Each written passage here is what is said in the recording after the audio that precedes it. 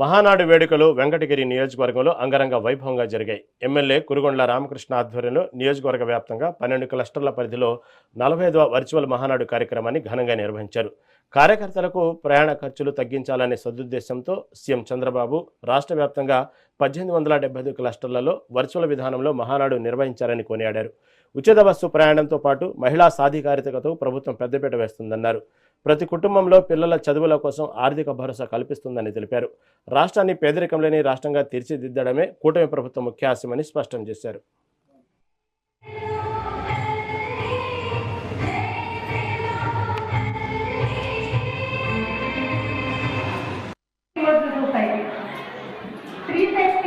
తెలుగుదేశం పార్టీకి ఏ రోజు కూడా ఒక నినాదం మాత్రమే కాదు, ఇవాళ కూడా ఇది కేవలం ఒక తీర్మానం మాత్రమే కాదు.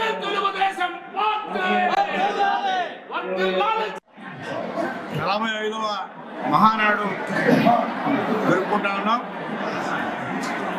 మహనీయుడు తెలుగువారి ఆత్మగౌరవాన్ని తీసుకున్నటువంటి స్వర్గీయ ఎన్టీ రామారావు స్థాపించిన పార్టీ తెలుగుదేశం పార్టీ. గతంలో తెలుగు వారిని పట్టించుకున్న వాళ్ళు లేరు. తెలుగుదేశం పార్టీ పెట్టిన తర్వాత తెలుగు వారందరూ కూడా ఒక గౌరవం దక్కింది. అందులో భాగంగానే ప్రతి సంవత్సరం ఈ మహానాడు నిర్వహించుకోవడం, ఈ రాష్ట్రానికి ఏ విధంగా అభివృద్ధి చేసుకోవాలని ఈ కార్యక్రమాలన్నీ కూడా చేపట్టడం.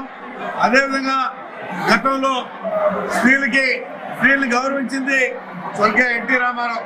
ఆ రోజుల్లోనే మరి స్త్రీలకి పసుపు కుంకుమ, అదేవిధంగా చంద్రన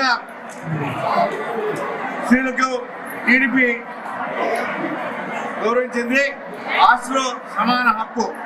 అదేవిధంగా స్థానిక సంస్థల్లో కూడా 33% రిజర్వేషన్లు.